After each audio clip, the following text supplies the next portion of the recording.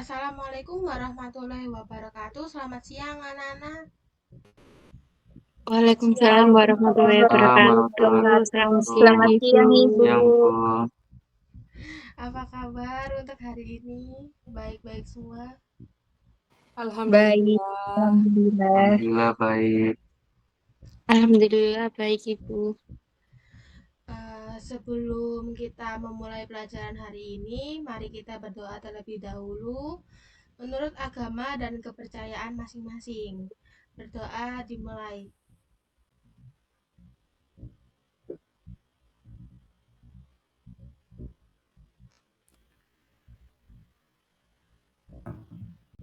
Doa selesai. Sebelum kita masuk ke materinya, Ibu mau tanya dulu ke kalian nih. Tahu nggak kalian maksud dari komunikasi itu apa? Komunikasi adalah proses pertukaran informasi antar individu. Nah, tepat sekali. Komunikasi adalah proses pertukaran informasi antara individu. Nah, hari ini kita akan membahas lebih dalam tentang komunikasi dalam jaringan atau yang bisa kita sebut dengan daring atau online. Baiklah, kita langsung mulai aja. Ibu akan share screen sebuah PPT untuk disimak ya sampai akhir, karena di akhir akan Ibu kasih tugas, lalu ada sesi tanya jawab.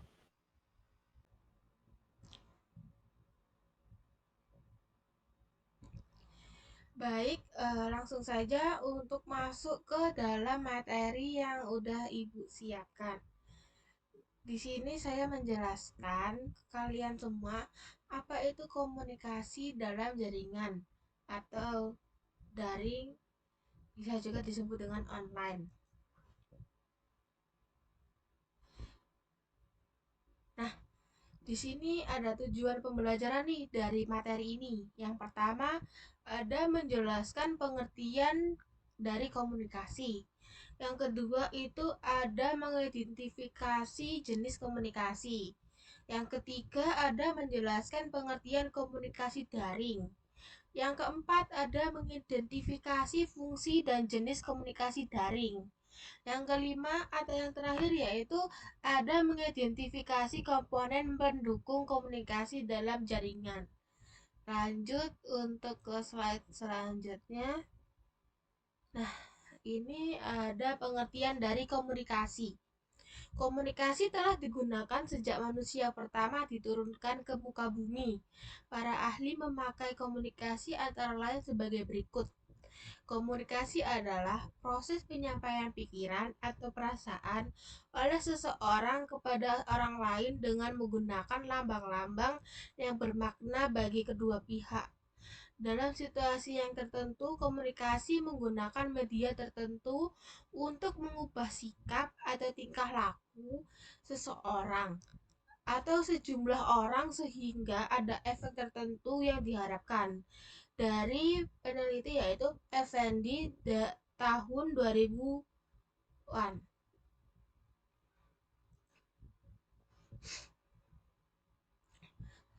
Yang selanjutnya ada komunikasi adalah proses pemindahan pengertian dalam bentuk gagasan informasi dari seseorang ke orang lain. Itu ada dari Handoko 2002.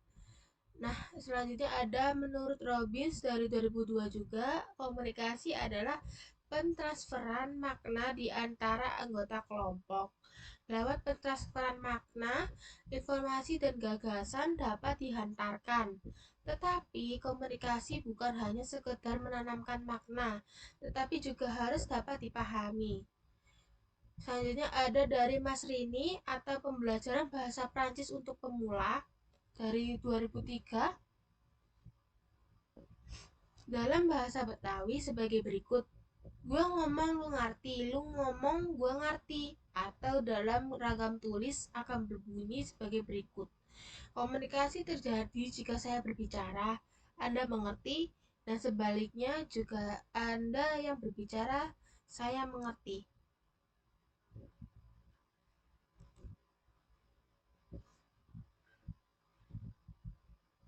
Selanjutnya ada fungsi dari komunikasi. Di sini terdapat 4 fungsi dari komunikasi yang terpenting, yaitu pertama, sebagai informasi. Komunikasi membantu proses penyampaian informasi yang diperlukan individu dan kelompok untuk mengambil keputusan dengan meneruskan data dan menilai pilihan-pilihan alternatif. Yang kedua, ada sebagai kendali. Komunikasi bertindak untuk mengendalikan perilaku anggota dalam beberapa cara. Yang ketiga, ada sebagai motivasi. Komunikasi membantu perkembangan motivasi. Yang keempat, ada sebagai pengungkapan emosional. Sebagai sebagian komunitas, mereka memerlukan interaksi sosial. Komunikasi yang terjadi di dalam komunitas itu merupakan cara anggota untuk menunjukkan kekecewaan dan rasa puas. Lanjut ke slide selanjutnya. Nah, di sini ada jenis komunikasi. Kita mengenal 2 jenis atau kategori komunikasi. Yang pertama ada komunikasi lisan atau verbal, yaitu komunikasi menggunakan kata-kata, baik hal itu diucapkan maupun ditulis. Yang kedua ada komunikasi nirkata atau nonverbal, yaitu komunikasi menggunakan bahasa tubuh, bahasa gerak, atau bahasa isyarat atau gestur. Bisa juga dengan cuplikan gambar atau gambar-gambar yang disediakan. Nah, berdasarkan berbagai pendapat dan jenis komunikasi di atas, maka dapat disimpulkan bahwa komunikasi adalah perbuatan pentransferan pesan atau informasi dari suatu tempat ke tempat lain, baik secara verbal ataupun lisan, atau menggunakan suara, tertulis menggunakan barang cetak atau media digital seperti buku, majalah, laman, atau surat, maupun secara nirkata atau nonverbal menggunakan bahasa tubuh, gerak isyarat atau gestur, serta tekanan atau tinggi nada suara. Kemampuan seseorang berkomunikasi diukur dari seberapa akurat informasi atau pesan yang dikirim oleh komunikator atau pengirim informasi dapat diterima oleh komunikan atau penerima informasi dan sebaliknya. Hal tersebut juga menjadi ukuran seberapa mahir sih kita berkomunikasi.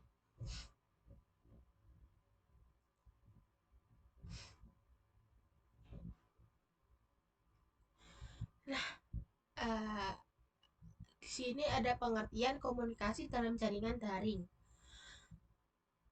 Istilah komunikasi daring mengacu pada membaca, menulis, dan berkomunikasi melalui atau menggunakan jaringan komputer. Itu sebut dari word source MPP.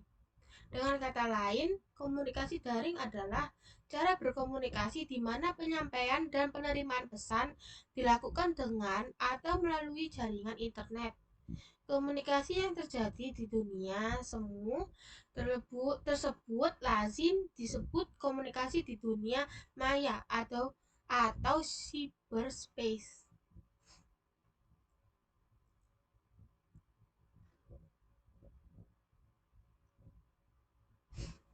Perkembangan pertama komunikasi daring dimulai pada tahun 1960-an ketika peneliti Amerika mengembangkan protokol yang memungkinkan mengirim dan menerima informasi atau pesan melalui komputer.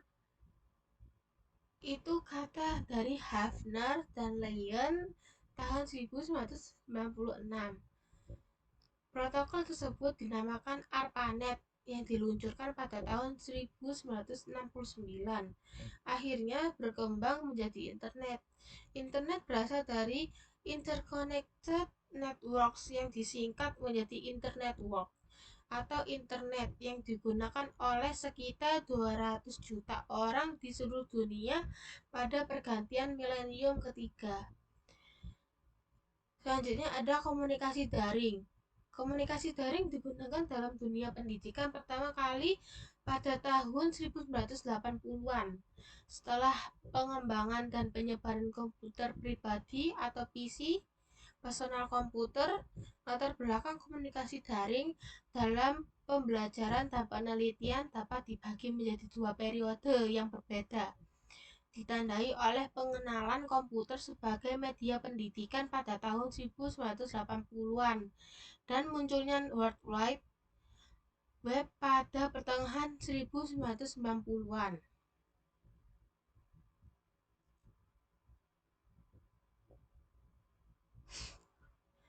Sini ada komunikasi virtual pada abad ini dapat dilakukan di mana saja serta kapan saja. Salah satu bentuk komunikasi virtual adalah pada penggunaan internet.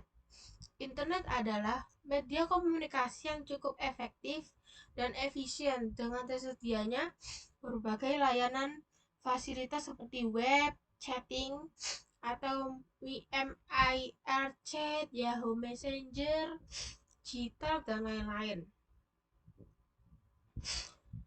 Juga ada Friendster, Facebook, dan Twitter. Seperti gambar di sini, ada email, ada Twitter, sekarang berubah jadi X.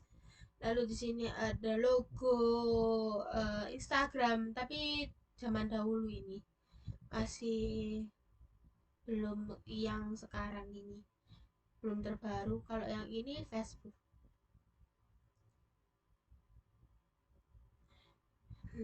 Di sini ada keunggulan dan kelemahan komunikasi daring. Komunikasi daring memiliki beberapa keunggulan jika dibandingkan dengan komunikasi konvensional, antara lain sebagai berikut. Di sini yang pertama ada dapat dilakukan kapan saja dan di mana saja. Dengan komunikasi daring, setiap pengguna dapat melakukan komunikasi di mana saja dan kapan saja, dengan syarat terkoneksi dengan jaringan internet dan memiliki sarana yang mencukupi. Yang kedua ada efisiensi biaya. Berbeda dengan komunikasi konvensional, komunikasi daring tidak memerlukan pihak yang berkomunikasi untuk bertemu tatap muka. Dengan komunikasi daring, Anda dapat menghemat biaya transportasi. Yang ketiga ada efisiensi waktu. Komunikasi dapat dilakukan dengan cepat tanpa harus membuang waktu dengan melakukan perjalanan. Pesan komunikasi dapat disampaikan pada saat itu, juga dalam hitungan detik, walaupun kedua pihak yang berkomunikasi saling berjauhan.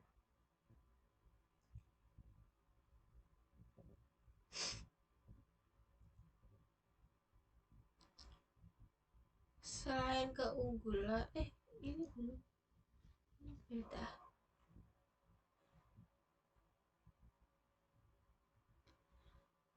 Yang selanjutnya, yang keempat adalah terintegrasi dengan layanan TIK lainnya. Sambil melakukan komunikasi daring, Anda dapat memanfaatkan layanan TIK lainnya untuk mendukung pelaksanaan dan kelengkapan komunikasi tersebut.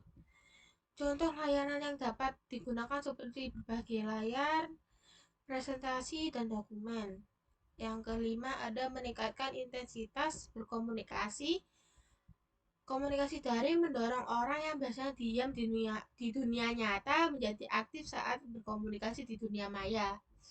Yang terakhir adalah meningkatkan partisipasi. Dengan terbukanya jalur komunikasi akan semakin banyak orang yang dapat berpartisipasi dalam diskusi.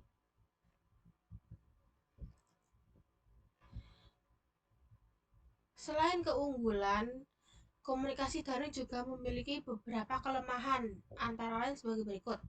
Yang pertama, tidak mewakili emosi pengguna. Intonasi bicara, raut muka, gerakan tubuh merupakan hal yang relatif sulit untuk dipahami melalui komunikasi daring. Yang kedua, ada memerlukan perangkat khusus. Dalam pelaksanaannya, komunikasi daring memerlukan adanya hardware dan software. Yang ketiga, ada terlalu banyak informasi yang tidak penting. Dalam komunikasi daring, seringkali informasi yang didapat menjadi terlalu banyak sehingga membuat bingung si penerima.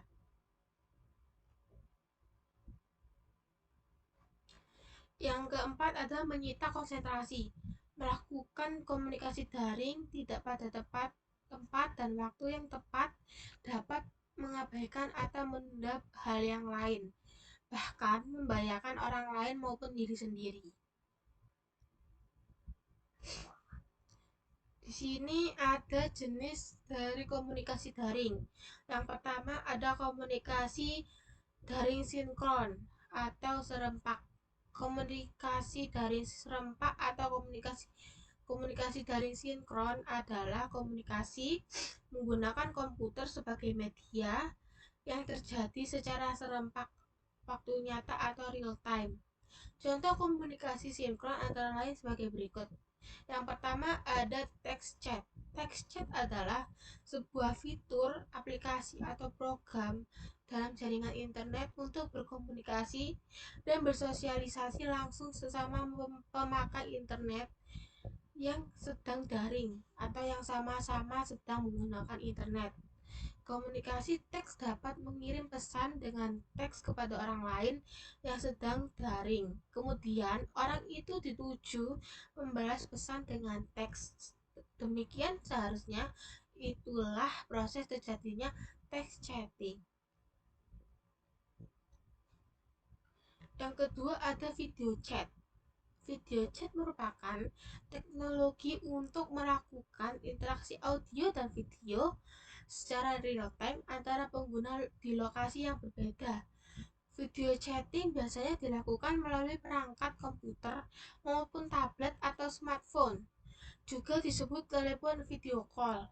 Video chatting dapat berupa interaksi point to point, satu-satu, seperti FaceTime dan Skype, atau interaksi multi point, satu ke banyak atau banyak ke banyak, seperti dalam Google Plus, Hangouts. Lalu ada komunikasi daring asinkron atau tak serempak. Komunikasi daring tak serempak atau asinkron adalah komunikasi menggunakan perangkat komputer yang dilakukan secara tertunda. Contoh komunikasi daring asinkron adalah forum, rekaman simulasi visual, serta membaca dan menulis dokumen daring melalui World Wide Web. Selanjutnya ada komponen pendukung komunikasi daring. Terdapat beberapa komponen yang harus tersedia sebelum komunikasi daring dapat dilakukan.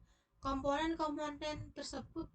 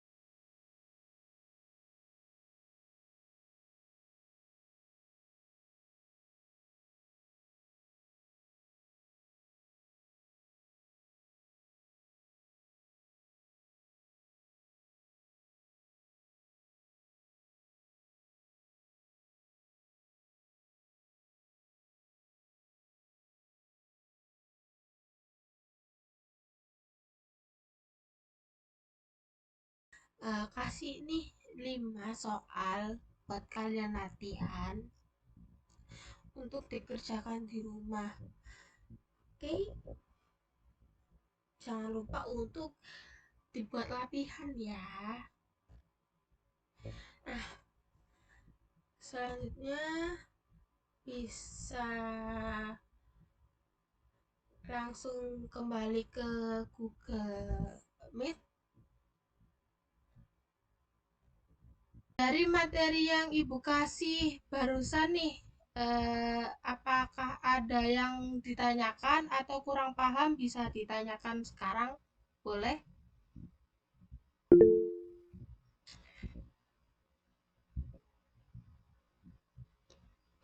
Oke.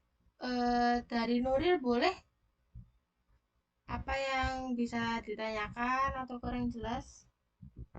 Oke, baik Ibu. Terima kasih atas kesempatannya. Perkenalkan, nama saya Nuril.